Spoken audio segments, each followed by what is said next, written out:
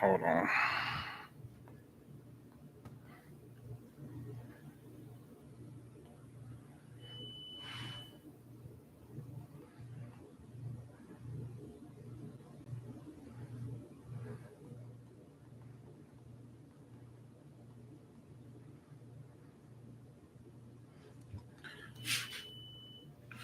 Yo, I'm away from the mic. If you can hear me, let me know. Big Riches, what's up? Hey, check your email. Forward the email to Ali. All right.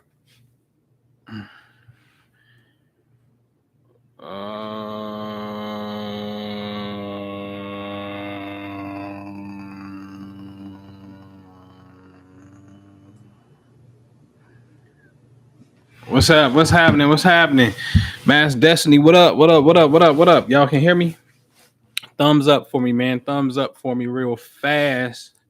Real fast. What's going on? What's happening? Just kind of wanted to K Money, what up? What's going on?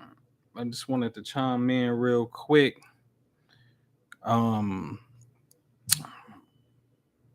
Say what's up to y'all. I'm sitting at work, passing time.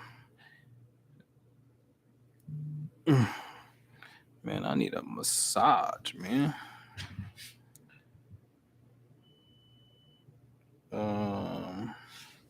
What's going on? Marita David, Hint Murphy, appreciate you. Definitely appreciate you, man, for real. But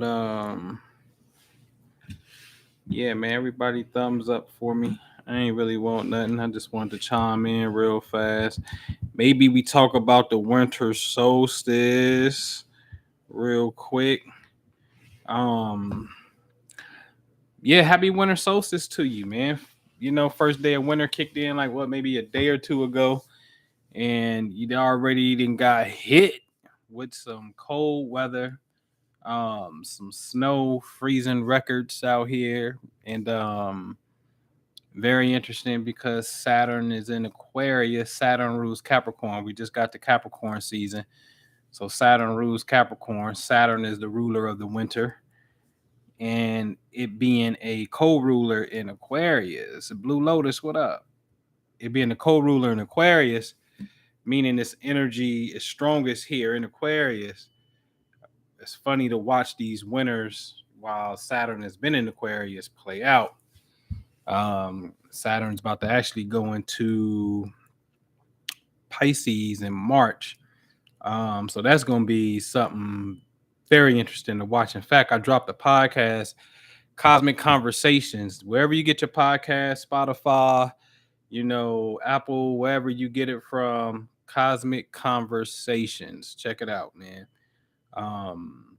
We kind of talked about Saturn inside of Pisces or going in front of the zodiac sign Pisces, right? So I don't know, maybe today I want to play on the whiteboard behind me a little bit. There's some things that's going on that make this a portal right here, right? This is a real portal into the cosmos at this time. All right. You got Saturn in Aquarius. Okay. So let me see. What side I need to be at? I need to be right up in here. All right. So imagine this as, hold on.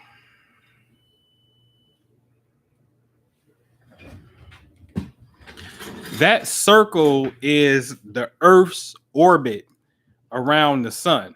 So here go the sun. Hold on. This big ball of fire right here. All right.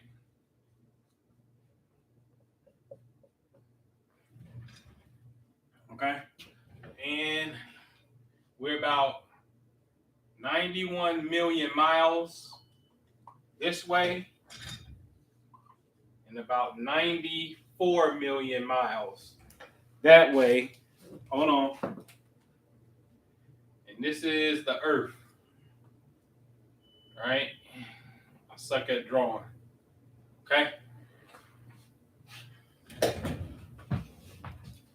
So the sun does not sit perfectly in the center of the orbit that we're going around. You know this is true because there's something called a perihelion. Around now, on average, if somebody opened up in the chat for me, open up in another window,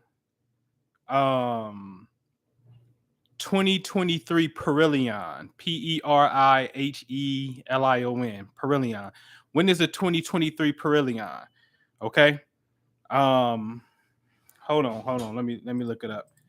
2023 perihelion age, perihelion, January the 4th. Okay. So January the 4th is the perihelion. Okay.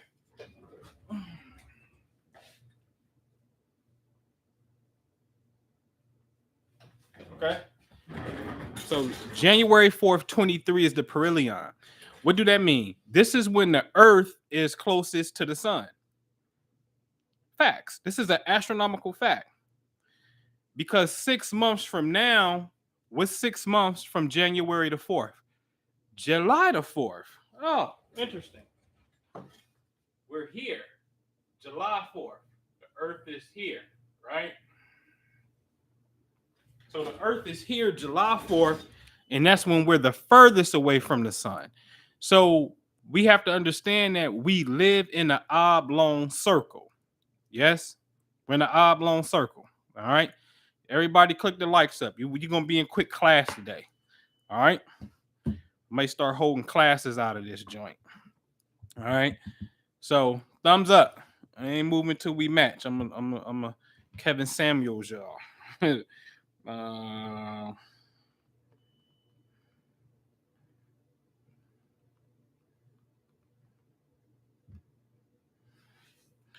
All right. So January 4th, we the closest, right? Now here's the thing. This is what they don't show us. There's another star, right?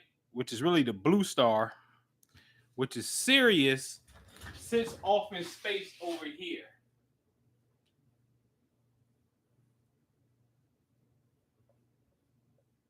Okay.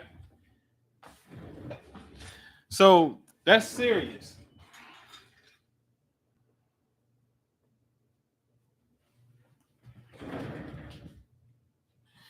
So now the Earth is going in between the sun and Sirius at the same time that the Earth is closest to the sun.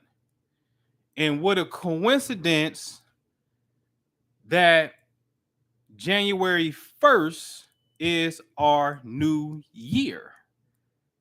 Right? So we just came off the solstice a couple days ago, right up in here. So what happens when we get into the whole Christmas season and New Year? We're going around the bend. We're going around the curve. Okay, that's what's happening. This is the acceleration point. We're going around the circle. Okay. And so then technically what you can do is just start filling in the calendar from these particular points. You see what I'm saying? And that's where you'll see where you at. Okay? But that's the astronomical aspect of the new year. Seriously, the Earth is in front of Sirius, or the Earth is in perfect alignment with Sirius. At midnight, around this time, at midnight, if you go outside and you look in the southern sky, you're going to see Sirius. You're going to see Orion's belt, right? What Orion's belt look like? Right? How it look? How it be? It'd be like this, right? Boom, boom, boom. These three stars, right? There's three stars in Orion's belt. And then when you look back from the stars, you're going to see Sirius, the dog star. Okay? That's what you're going to see. So anytime you need to know what the earth is perfectly aligned with, just go outside at midnight your time and look at the southern sky. That constellation is where the earth is actually at in space in front of that constellation. You understand what I'm saying? And so this is why if you go back to, let's just think about it. Watch this. If you go to July 4th on the other side, July 4th, Independence Day, we like, oh, look at the sun. The sun is in front of Sirius at that time, and it's July the 4th. So now it look like we're always opposite the sun. No matter where we at, we always opposite the sun, right? So July 4th is technically, on July 4th, you know what's happening? The sun is in front of Cancer on July 4th. Okay? So watch this. I'm going to get rid of this because this is where we at today in this little pocket going into the new year, right? So technically, this is the Cancer constellation right there. That's the sign for Cancer. Sirius lines up with the Cancer constellation, right? So from our viewpoint on Earth, looking at the sun is in front of Cancer, which happens to be in alignment with Sirius. Okay? Okay, that's on July 4th. So then opposite July 4th, which is January the 4th, when we're here, what is the Earth doing? Now the Earth is in alignment with Sirius. You see what I'm saying? Yo, hold on, bro. I'm on YouTube Live. Okay. All right. And so see what I'm saying? So now the sun is in perfect alignment with that, and then vice versa when you're on the other side, right? So this is why this time of year is really an amazing part of the year. I don't care what they tell you, happy Jew year and all that stuff. I'm gonna probably forever say something around this time because I fell for that very early in my awakening process.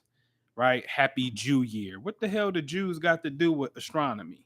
They don't have nothing to do with astronomy, right? This is astronomical phenomenon that's taking place and whatnot. All right, Carl, what's up? Latasha, what's going on? Mike P, what's going on? Right? Now, this is interesting though, Mike P. Now, Mike P said it's coldest when we're closest, strange. That's because we're on the northern part. So, although we're here right now, and we're the closest to the sun, but yet it's coldest, our portion of the earth is tilted away from the sun. You see what I'm saying? And so now what happens is, remember, if we took a ball and you tilt it, right? If the earth is this bottle and we're on the north, if we lean back, the bottom comes up. So the southern part of the earth is coming up as we're closest to the sun, because today or yesterday is the first day of winter. But for those in the southern hemisphere, it's the first day of summer. So it's hot for them. And we're closest to the sun right now. So that shows you to a degree where we should be at if we want to strive for a complete, let's just say, being in balance with the earth and sun relationship.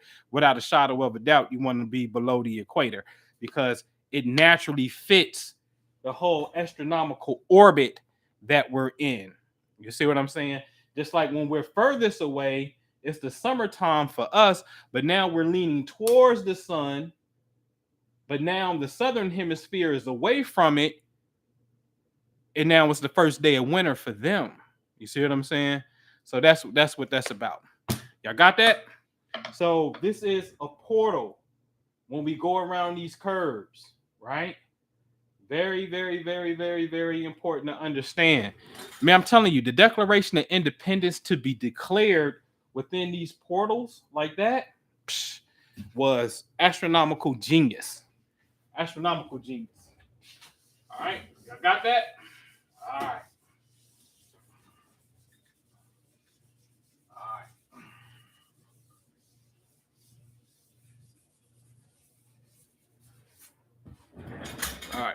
So I just wanted to show y'all that quick little what's happening in our orbit flow. All right. All right. Now give me something to put in. Give me something in the chat, man. Give me some signs or some questions or something, and I can kind of show you. Hopefully, we could illustrate something of why it is what it is. You know what I'm saying?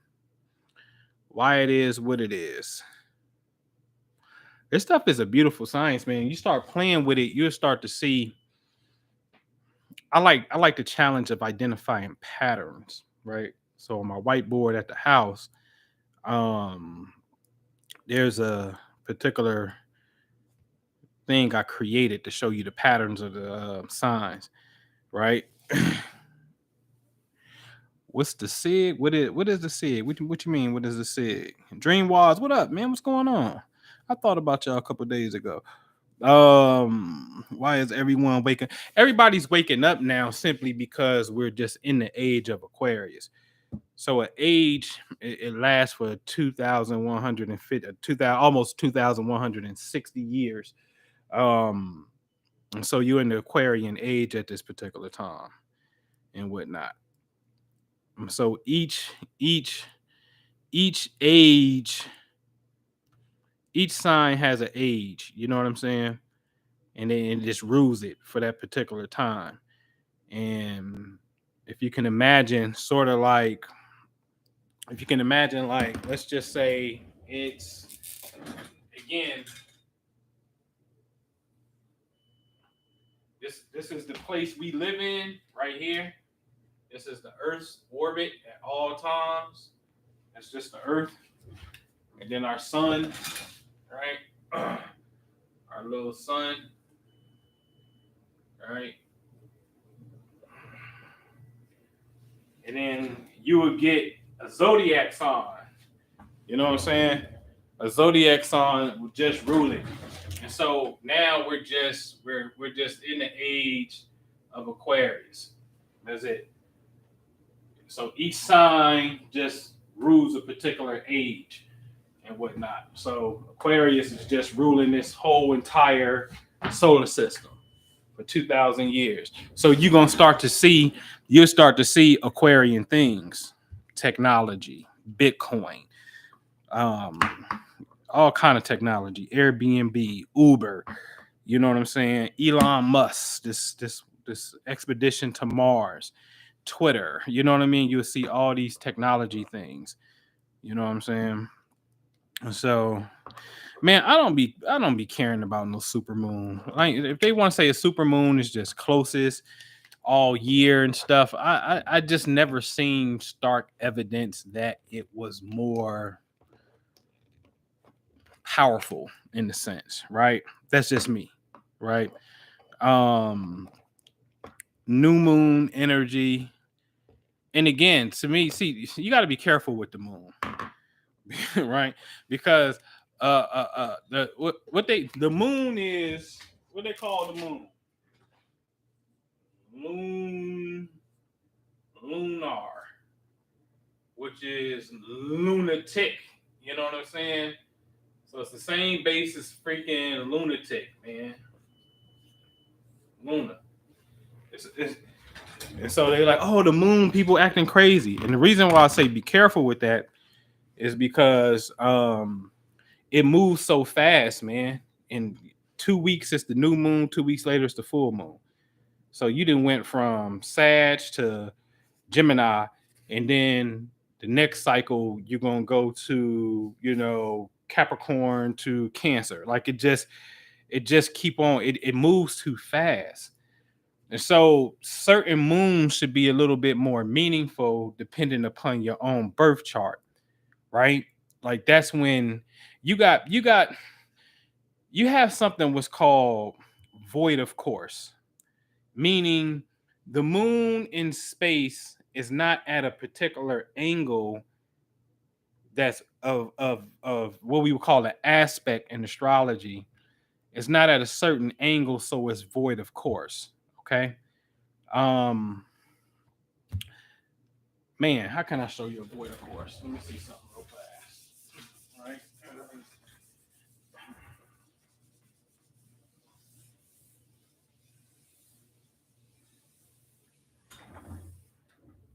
we would have to do cardinal, fixed, mutable. Should we do cardinal, fixed, mutable, or should we break it down based off of the elements? Y'all want the elements, or y'all want the phase of the season? Let's do the phase of the season, right?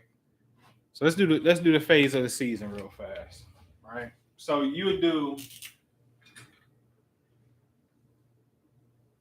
Aries, right? And you would have it's Aries, Taurus, Gemini, right? And then it's gonna go Cancer. Then it's gonna go Leo. Then it's gonna go Virgo. Okay? We can put this in a circle if you want to, right? And then it's gonna go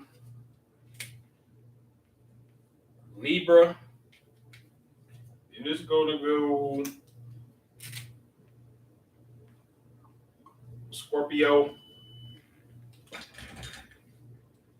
Sag. I'm just gonna cheat. Pisces, Aquarius, and then we're gonna go Cap. Okay? So what we're saying is these are cardinal.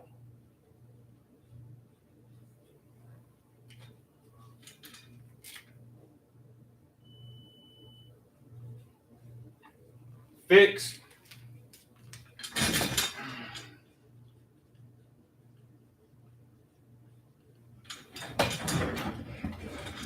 Y'all with me? So cardinal, fixed, mutable, and then the switches, right? Now,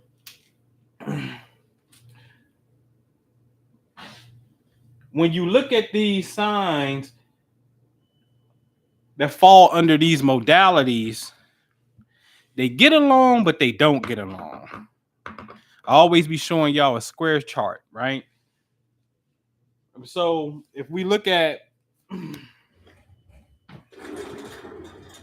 Aries is usually here on the wheel, Libra's opposite, Capricorn is here, and Cancer is at the bottom of a chart.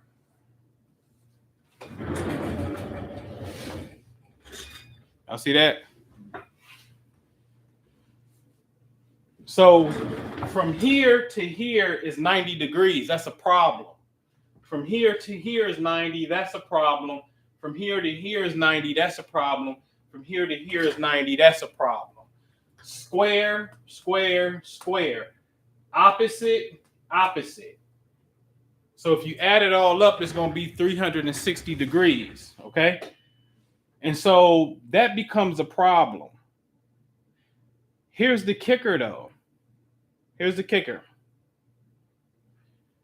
The moon may not be in one of these positions. Say if the moon is like somewhere like in Gemini, per se, right?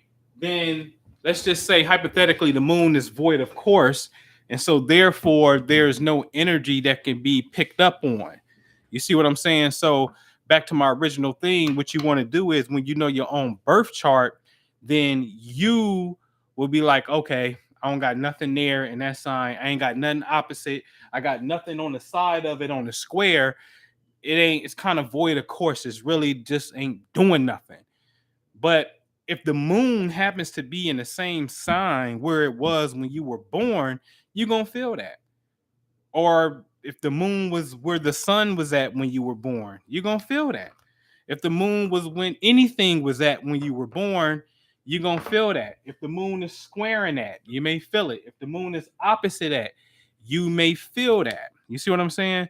And so it behooves you to really know what your own personal energy is, because sometimes the moon in a certain spot, it just ain't, it's not communicating with you strongly in a sense.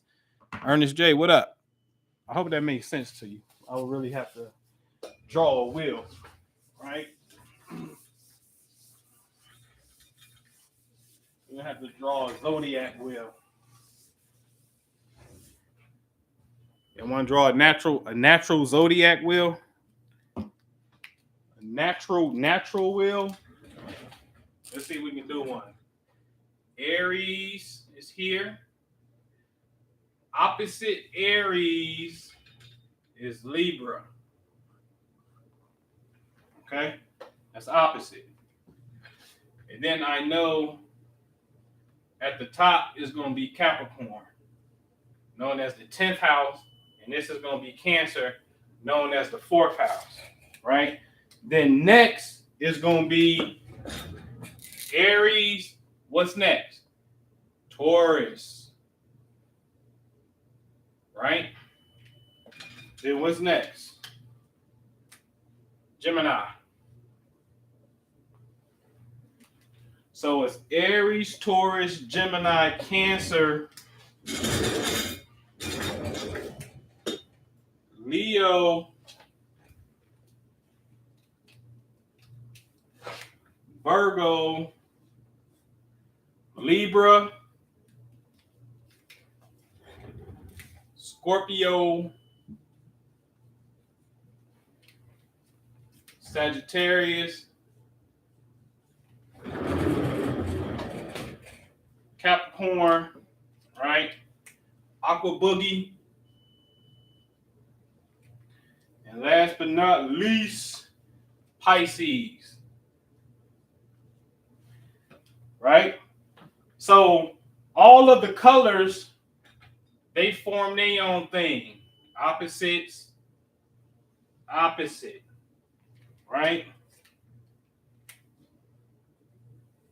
Opposite, opposite.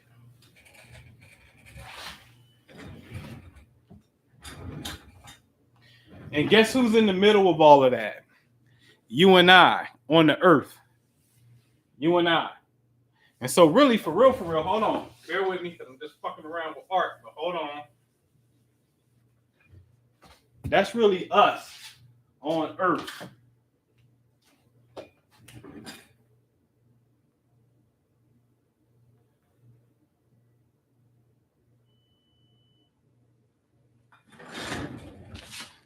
Because that energy is spinning around our head. And so that's us on earth. You see what I'm saying? Y'all remember those things? Remember Spencer's? They used to be in the mall.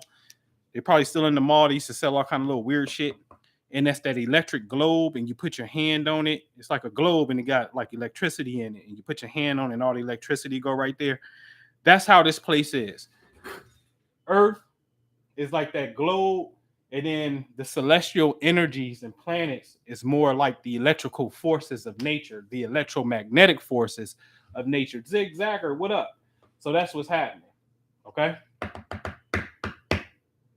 So certain things are a little bit more meaningful. Okay. And you know what's meaningful? The black and the blue, the black and the blue. The black and the blue, they get along with each other. Okay? I'm sorry. It depends. 1, 2, 3. It depends. All right. Yeah. So the black and the blue, they cool. It'll start set tripping. And some of this too. So it'll start set tripping on you. But you kind of gotta know how to read it, man. You gotta read it. All right. So give me an example. Like get somebody in a relationship. Give me you in a relationship, or it can be you, your mama, it could be anybody. Right? Somebody put it in the chat. Name a sign for me. Name 2 signs.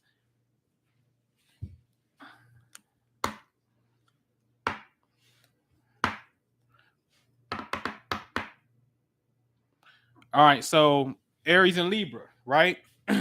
Hold on, Aries and Libra, opposites. There's a positive because one, opposites attract.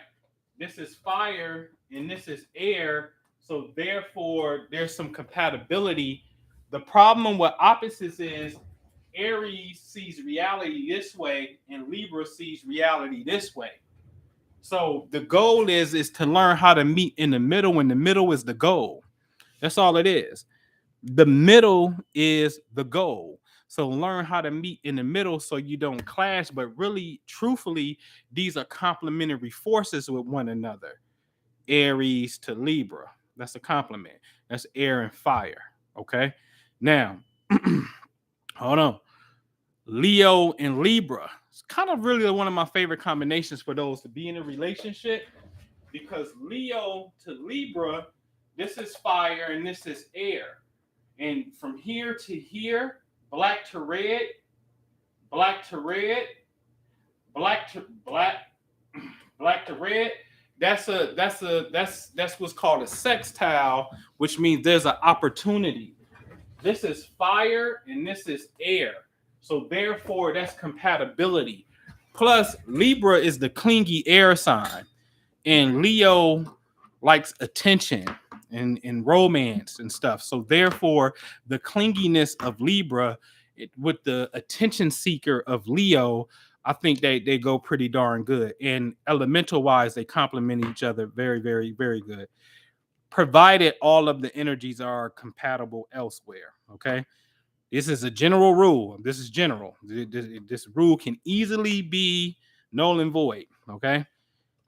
Because if y'all got Mars opposite Mars, y'all may want to fight each other. Okay. All right. And so now Libra and Pisces. Whoa, that's interesting. Never thought about that. So Libra here, Pisces here.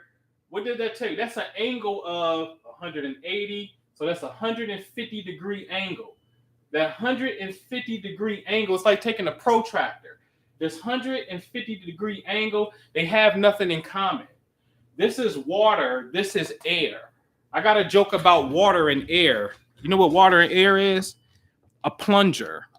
Some shit is clogged up in the toilet. That's the only time that, and because it's not compatible. So since it's an incompatible force, it clears up the toilet. So there's no compatibility there dealing with the signs per se, but I guarantee you it's something else. As with even the compatible signs, there's something else that's drawing the relationship together. You may have the same moon. So say, for example, the Pisces person had the moon in Libra for the Libra person. So now that you can feel that energy. But generally speaking, Pisces to Libra, it's a little, it can go. It's not bad. It's not bad. But it's all right. It's okay. It's okay. It's okay. And plus, Venus in ancient times Venus does good in Pisces. Venus rules Libra, so it can go. It can go. All right. Aquarius and Leo. Sag and Jimmy. Sag and Jimmy are opposites. Right? Sag and Jimmy and Sag. So they opposites. So opposites attract. Air with the Gemini, fire with the Sag. These are the mental axis of the zodiac. This is your third house. This is your ninth house. This is the house of short travel. This is long travel. You see what I'm saying? This is learning. This is higher learning. This is local travel. This is international travel. So it's a complement. It's very mental. A lot of mental. You gotta have mental stimulation inside of that. So philosophical ideas and what you thinking, what you writing. These are like two teachers who fell in love and got married. And then they travel the world and perhaps teach. And that's like the perfect how you get the best of that particular combination. So that's a good combination right there. All right. Virgo and Gemini, Belize and Bonita. Virgo to Gemini. Square. Potential challenge here. Virgo, blue. Jimmy, blue. So now when you got this right here, see, remember when they the same color, it's a potential problem. The same color is a potential problem. So Virgo to Gemini is a square. And you know what a square is? I'll tell you what a square is. This is a square.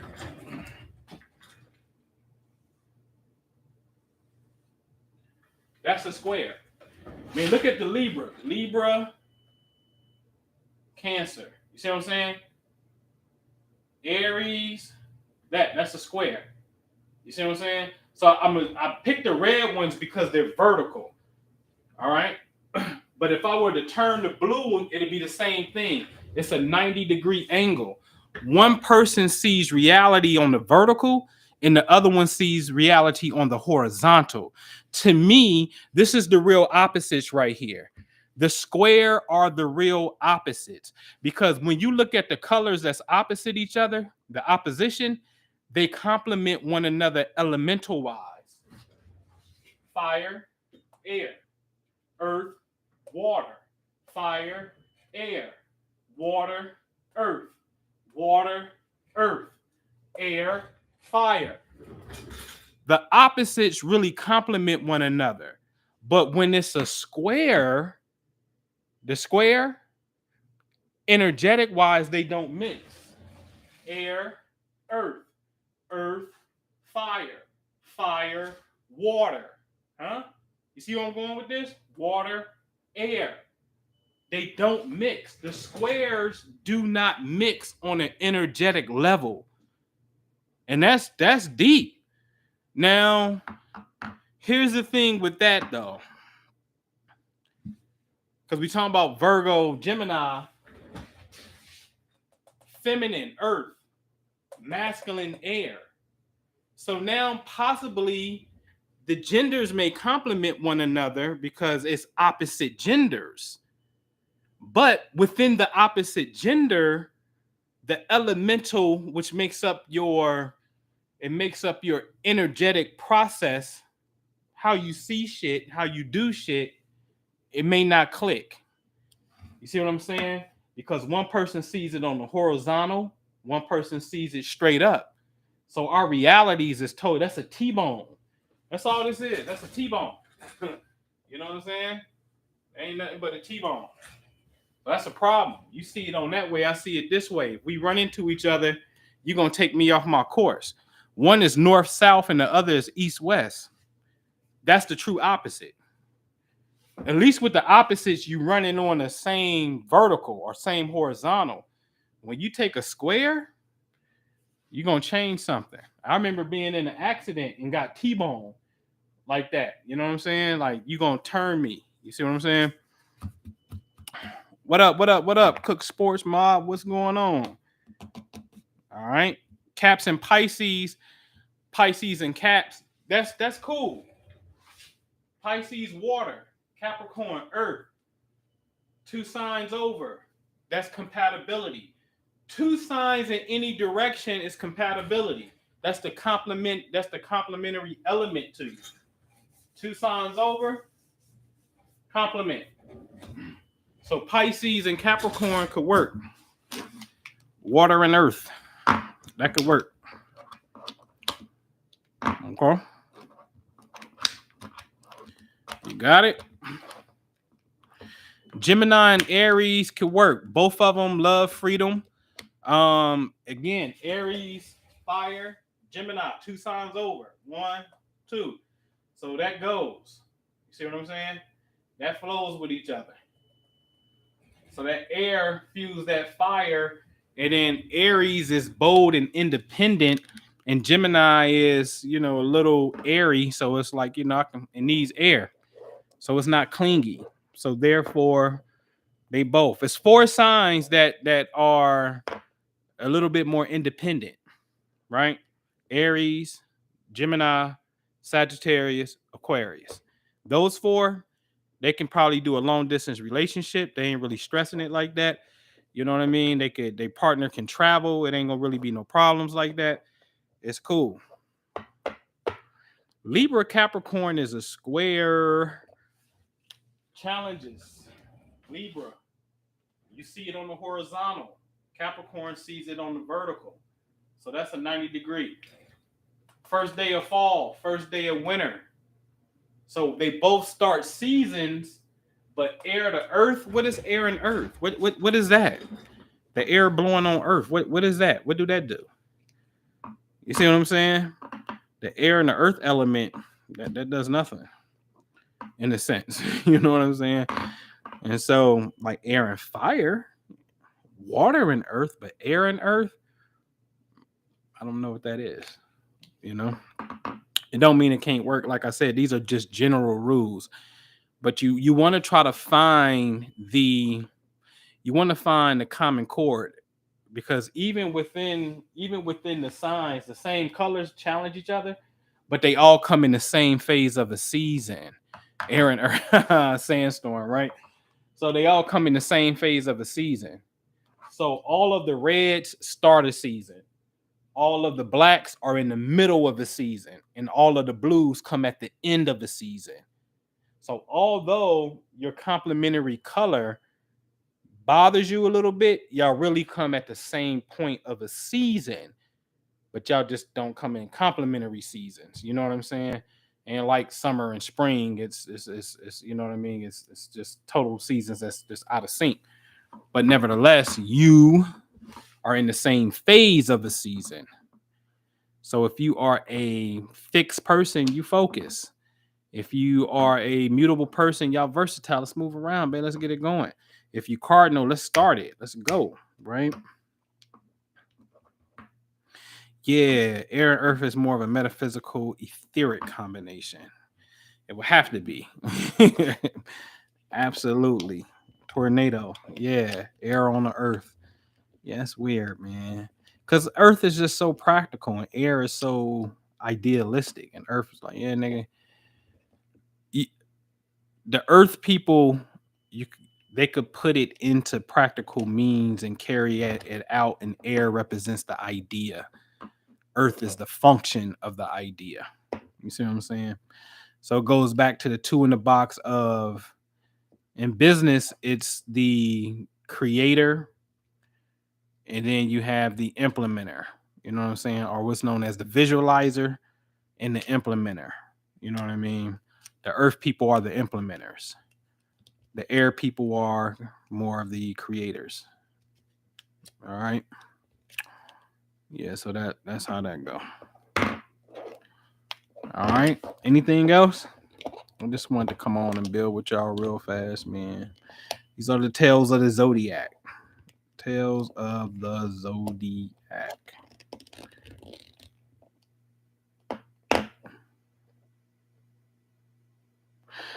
The Ruach. Man, I got an old article, old PDF I did on the tripartite soul. In Hebrew, it is known as it's really five, but it's these three concepts of soul and spirit, which is Ruach, Neshama, and the Nefesh and whatnot. But I will have to, that's a whole nother class. North Node, South Node relationships. Chris Brown and Rihanna had one of those.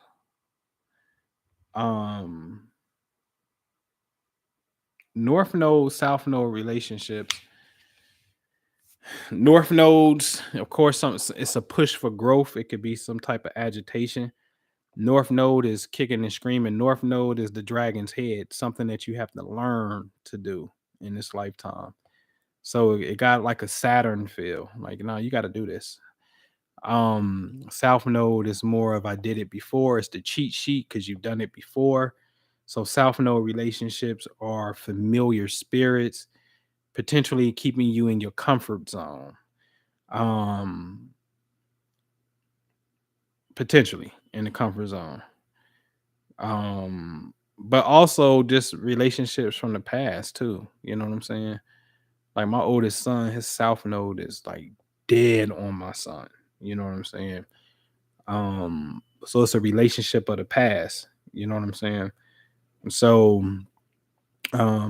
it depends obviously on the nature of the relationship and aspects that we can see in the chart. But South node is not necessarily bad. The North node needs to be developed. That's where that's at. Like it's, you got to develop that. All right. T Mac, what up? Fire people, destruct. No, no. Could be. Fire is all about enthusiasm and passion. and energetic. Can't sit still. Let's go. You know what I'm saying? Air fuels that.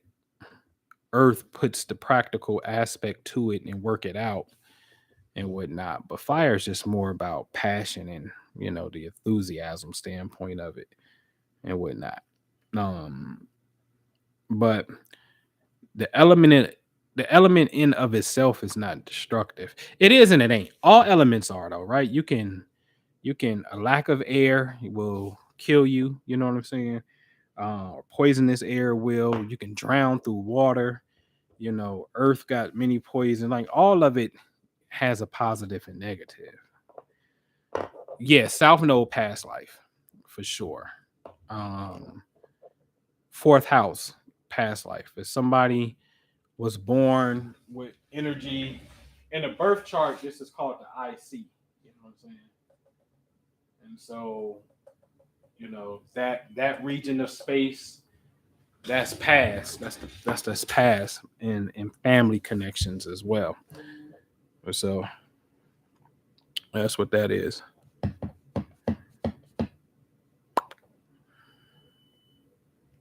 So Tory Lanez, that's interesting, man. I mean, shit, I ain't never even pulled him up. I should pull him up real fast, but y'all can't see the screen because I'm on YouTube. I should pull. I wish YouTube is so slipping. They just need the screen share button, and that would be dope. So Tory Lanez, let me see something real fast. I'm expecting a not guilty verdict from everything I then heard. Little hearsay I didn't heard. July 27, 92. July 27, 92. Hold on, y'all. 1 second.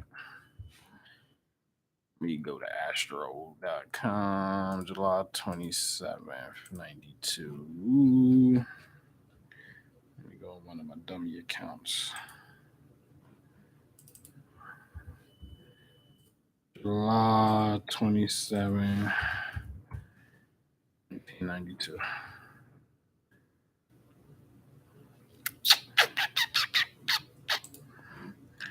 Make sure we got his birthday correct.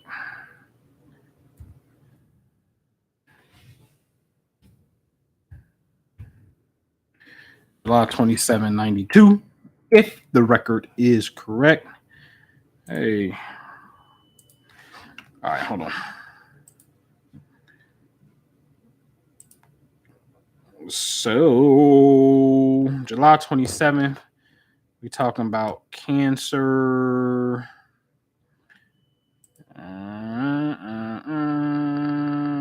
Cancer. He got a Cancer moon, but a Leo sun. So Cancer moon, Leo sun. It's gonna be interesting to see, man, because he's in that. He's part of that. He's past the Saturn return phase. Let me see something.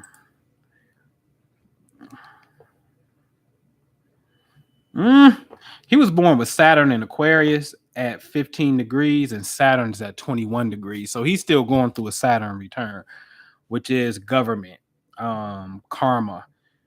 He was born with Saturn square Pluto. So this is what Tory got. I'm gonna show you something real fast. He got Saturn in Aquarius. So he was born with Saturn right here, which is strong because it's at home. And then he was born with Pluto and Scorpio, and that's strong. That's at home. So he's born with Pluto here. And then Saturn in the sky, I'm going to put it in green for what's in the sky. Saturn in the sky is about right up in here in the sky. So it's in the same region of space. So he's having a Saturn return, and then it activates this square to Pluto, right? So this black line, that's a problem. So this represents power and control, sex. Oh, they said he had sex with Meg the Stallion. Scorpio, secrets. Meg is saying, no, we didn't. I ain't had sex with him. That's what she told Gayle King. Allegedly, I don't really watch a lot of TV, but that's what I heard. But then in court, she told the truth, and you did. So now it's a sexual secret. Government. And so now there's a battle with government and some type of power structure or something that deals with sex or relationship. The problem with this, I don't like to a degree, is, and good thing it's a jury, but it still could play out. This could represent an abuse of power because this represents power. And since it's a square, it can be a struggle. You see what I'm saying? And it may not be necessarily about justice, it's more about an abuse of power per se. Right? So you can see that play out like that. Where's Jupiter? Jupiter usually gives us good favor. And Jupiter in the sky right now. Ooh, Jupiter is late Pisces. Let me see. Jupiter is actually 0 Aries right now. Okay. So that's a trine. So Jupiter in the sky is like right here. Just got right here. Just got there. 0 Aries. And what's happening is Tory, when he was born, because he's like a 5-degree Leo, he was born with the sun right here. And since this is fire and this is fire, this represents compatibility. It actually represents very good compatibility. So right now, that's what we call Jupiter is trining on his sun, meaning Jupiter is in a fire sign. Tory is in the fire. He's a fire sign.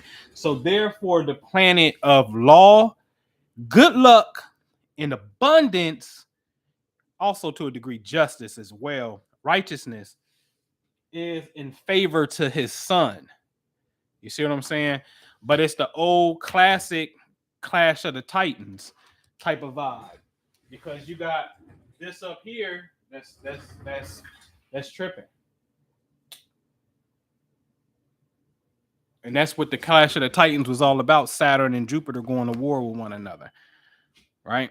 It's a mythology that deals with the human psychology, is what that is. Right? I wonder what. Let me see something. Hold on 1 second, y'all. Look at his progress.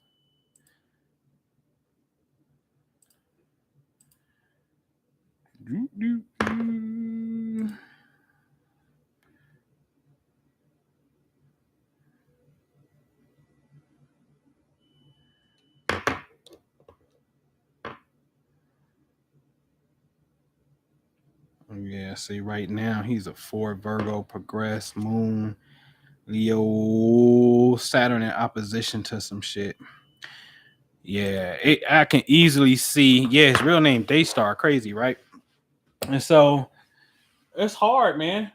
It's hard. It's hard. And this is where energy becomes important. When I talk about energy, your own individual energy. You know what I'm saying? Because you could have a compelling force that's on one side, Saturn wants to hold it and whatnot, and then you have Jupiter on another side that's like, nah, I'm trying to open it up. And so which way do you go? Which way do you vote on this particular one? You see what I'm saying? Again, it can represent power control and government. Like, I don't care what happened. This is what you get. You know what I'm saying? Like, really, it's kind of like Rodney King verdict. Not guilty. Like, how? Impossible, right? That's an abuse of power. You see what I'm saying? But then the question will become, why? And then that's where I said, ooh, this is where the energy of the individual, you know what I'm saying? In the global stage of how these things are to set the pace for the unfoldment for the next phase of evolution to take place, right? And what I mean by that is, Eric Gardner, not Eric Gardner, the other one, George Floyd, for some reason, that particular death really stirred a lot of shit and pushed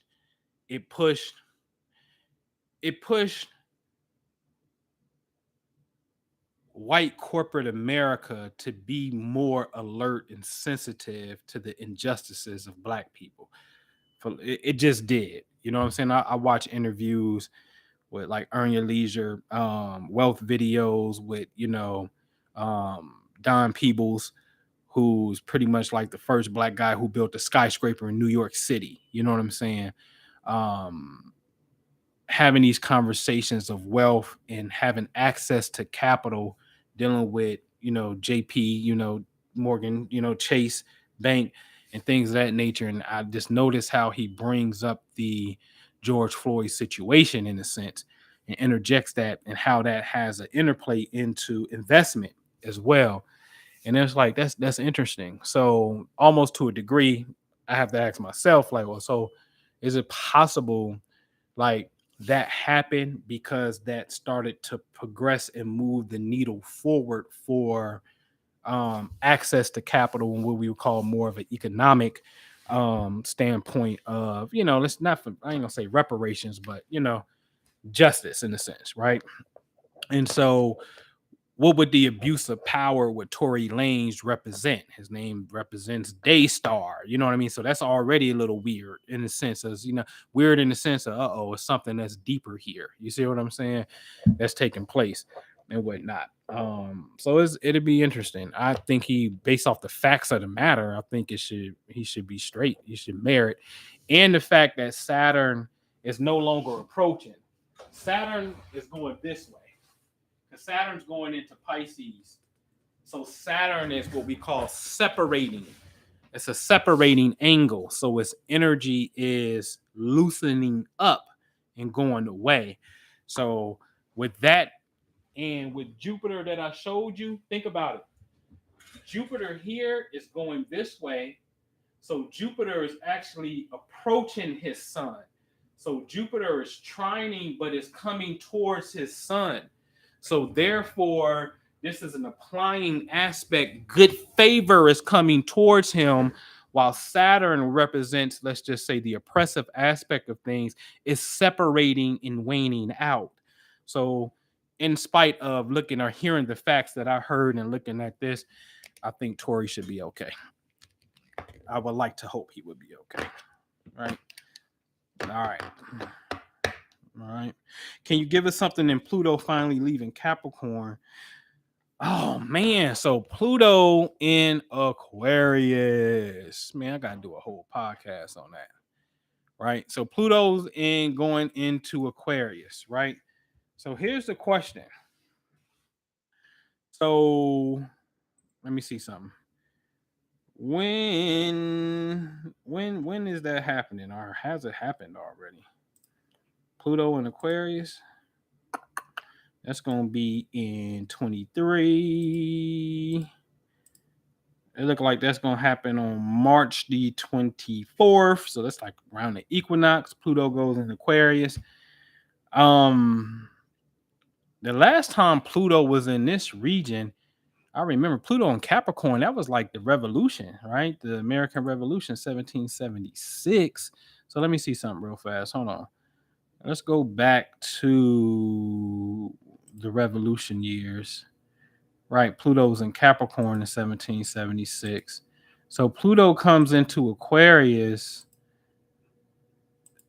back in March of 1778. No, I'm sorry, January 1778. All right, so it's going in 2023. So what's 2023 minus 1778? That's 245 years, right? And so now 1778. What is 1778 for you historical people? You know what that is? Oh. Anybody know anything about 1778?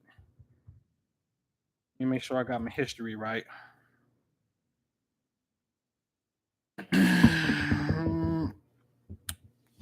What year we say? 1788, right? I know it was November of 1777, which is giving rise to, in 2 months, Pluto, November, like Pluto's getting ready to go in Aquarius. You know what that was?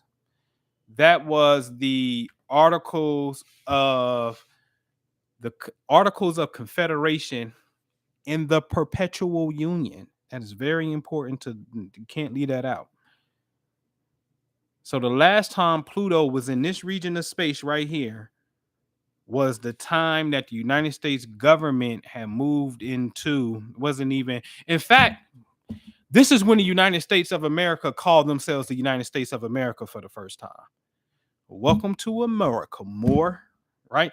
Literally, this is the Articles of Confederation and the Perpetual Union, November 1777, right?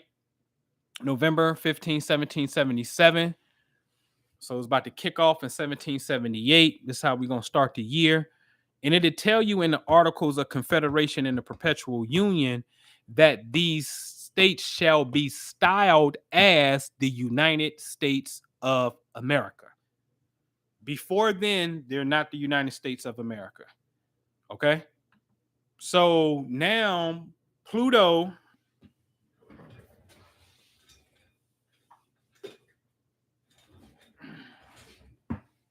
good old Pluto is right here. Pluto's going into Aquarius. And that's where it was. So what was the whole Articles of Confederation and all that stuff? This was setting up America. But you do know that America has to still fight. The Declaration ain't over. The Declaration was just 2 years prior, right? Go look up the Treaty of Paris. When was that? 1781? When was the Treaty of Paris? Look it up. When was the... Let me see. What was it? When was the Treaty of Paris? 1783. Okay.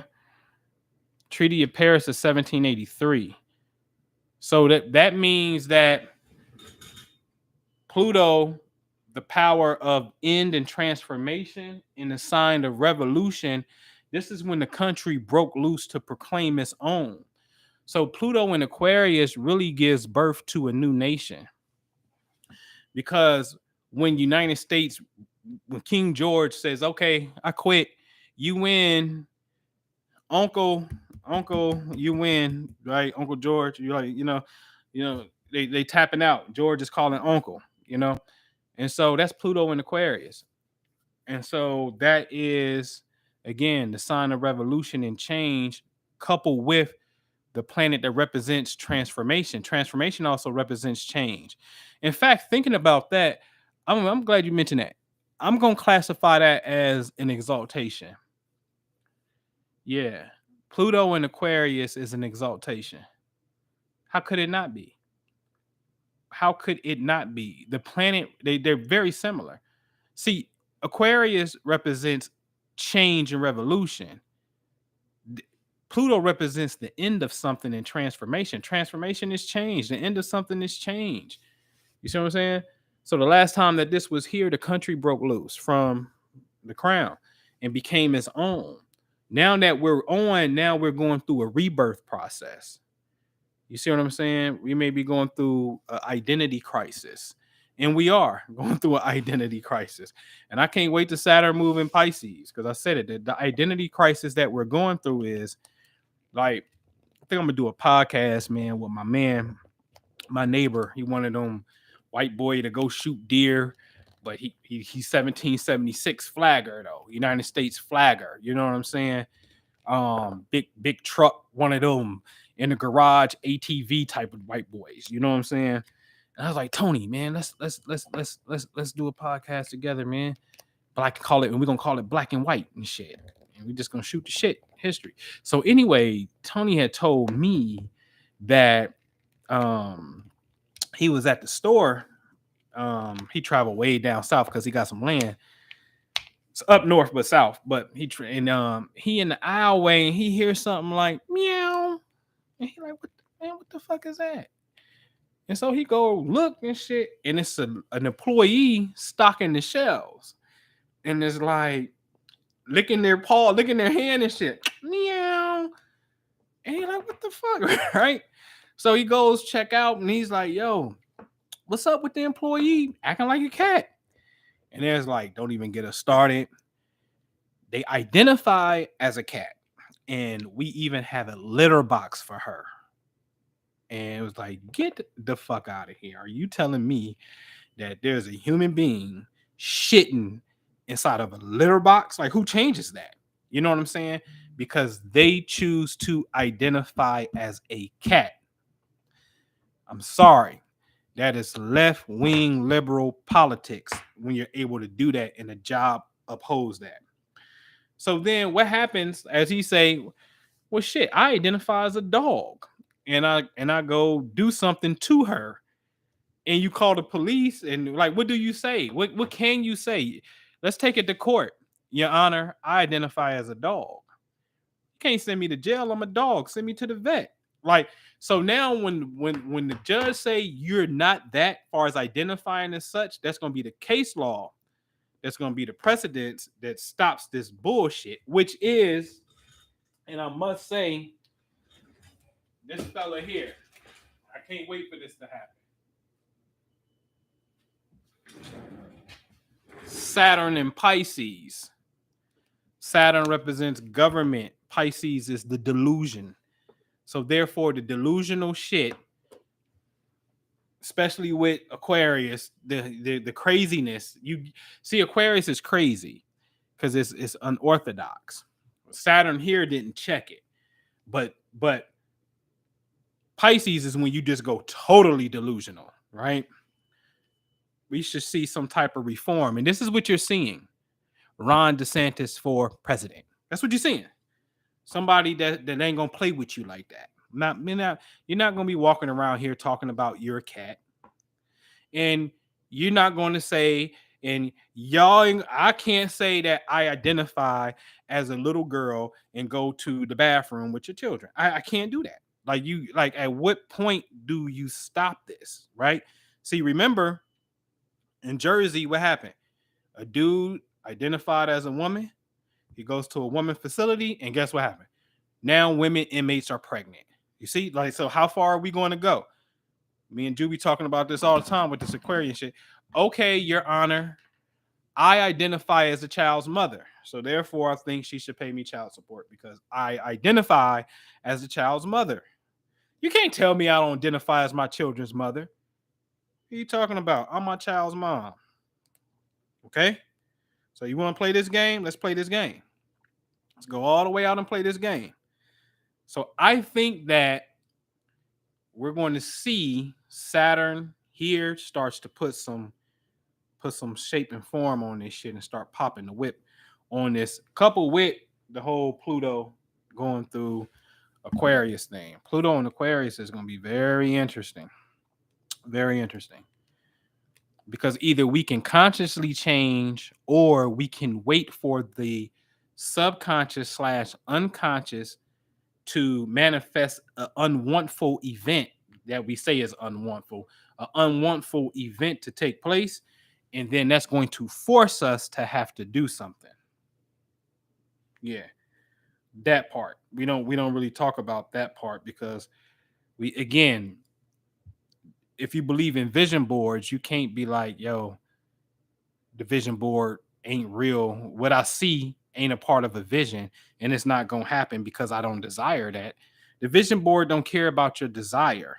Desire is part of it, but it's not the only ingredient.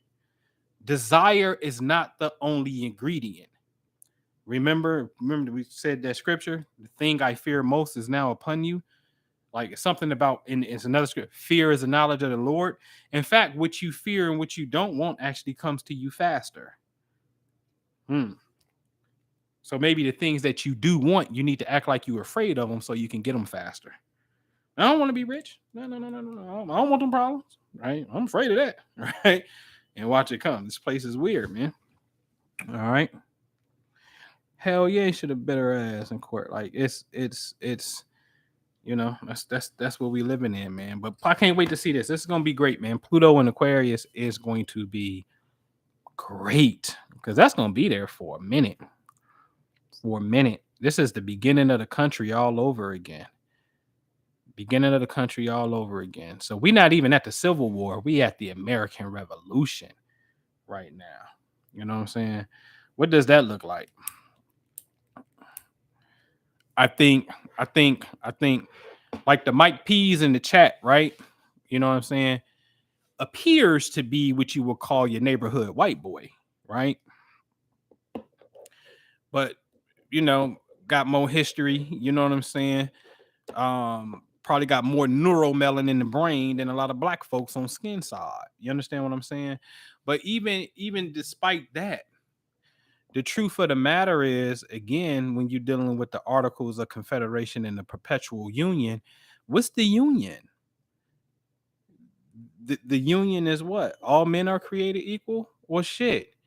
If that's already a protocol amongst white men, why you need to reinstate that? Why you got to say that? Who you talking about? That all men, irrespective to their, got inalienable rights in respect to their creator. Who creator? What do you mean their creator? I thought it was only one creator. Who are you talking about?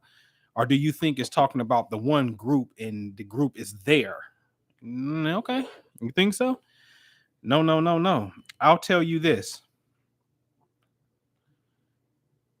Presidents wise, Abraham Lincoln is man, it's hard, man. Oh, it's so hard to say. I'm gonna say Abe is the GOAT, but without Thomas Jefferson, there's no Abraham Lincoln. So technically, it's kind of like Abe is Jordan, but Thomas Jefferson is like Dr. J. You know what I'm saying? It's like, come on, bro. I kind of seen this game and who was like doing it, but okay, you took it to another level, right? Thomas Jefferson gave Abraham Lincoln the blueprint. When you really start studying this thing, Abraham Lincoln argues against Stephen Douglas, the senator from Illinois who he was going up against. And Abraham Lincoln would never call him senator. He will always call him judge because he was a judge up in Illinois. And the reason he called him judge, not because Abe was a lawyer, is because he's appealing and attacking to his logical senses that what you're saying is bullshit, judge. You know that. You see what I'm saying? So he was taking him up until he was battling in that sphere of consciousness. Okay. But Abraham Lincoln would use the blueprint of the founding of the country, which is your founding fathers, which is your Declaration of Independence, that they was talking about all men. That means the black man in slavery, Thomas Jefferson was talking about that.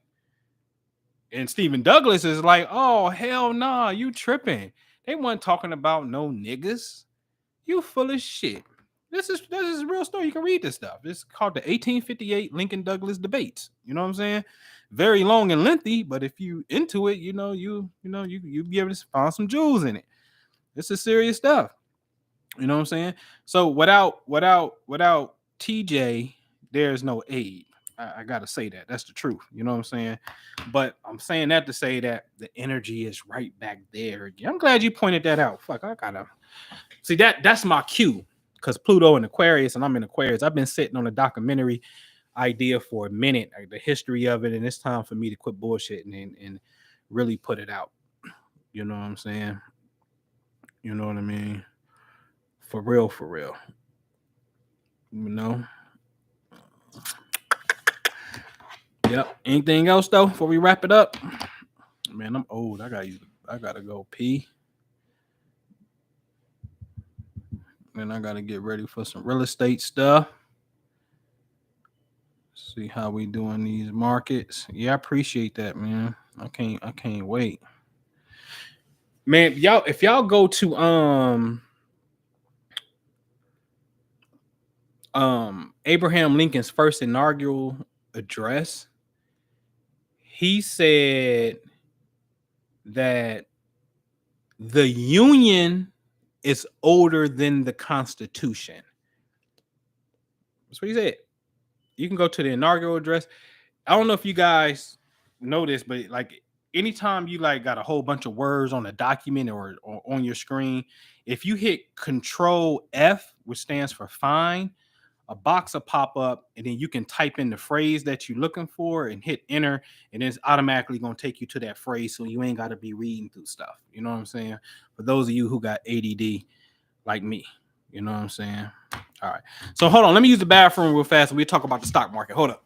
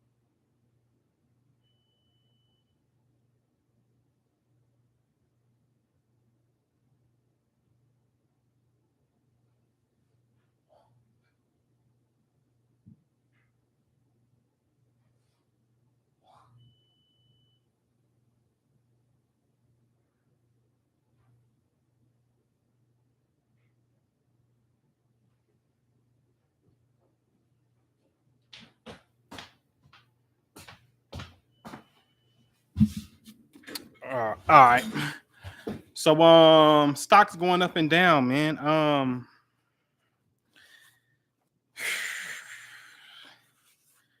Always, you know what I'm saying? But over time, the market has always went up. Hence, it averages about 10% on average. I think that, as with anything, you know, it's on your lows.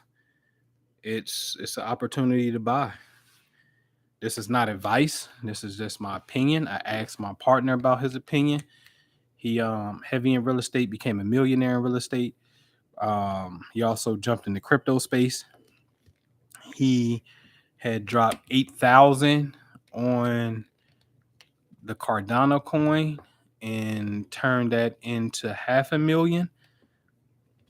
I asked him if he is still buying that particular coin right now, because at one point that coin was like maybe $2.30 something cents, maybe. Shit, as of recently, it was like 27 cents or something. He was like, "Oh yeah," and I said, "Okay." Again, this is not advice, you know what I'm saying, at all. But when the prices is down, if you got money, go buy. That's the whole purpose. You know what I'm saying? So I think it's opportunity. You know, I don't play that particular game yet. You know what I mean? I play a different game, as you know. But their stocks to me is about explosive growth. At least the way I want to play it. Meaning you invest 5,000, all of a sudden, and you look up and it's double or triple or whatever the case may be. Real estate, you can play that way if you flipping, or you can grab it and play for income. But real estate increases your net worth. You know what I'm saying? Stocks don't. Again, you don't. It's not one or the other. It's really you do them both. You know what I'm saying? Right, the ADA coin, right? So I just think it's opportunity is where it's at. You know what I'm saying?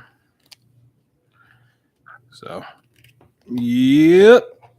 Man, we've been on here an hour and 19 minutes, man. Anything else before we wrap it up? Let me make sure my guy can get me my reports, man. My 4 o'clock. See where we at.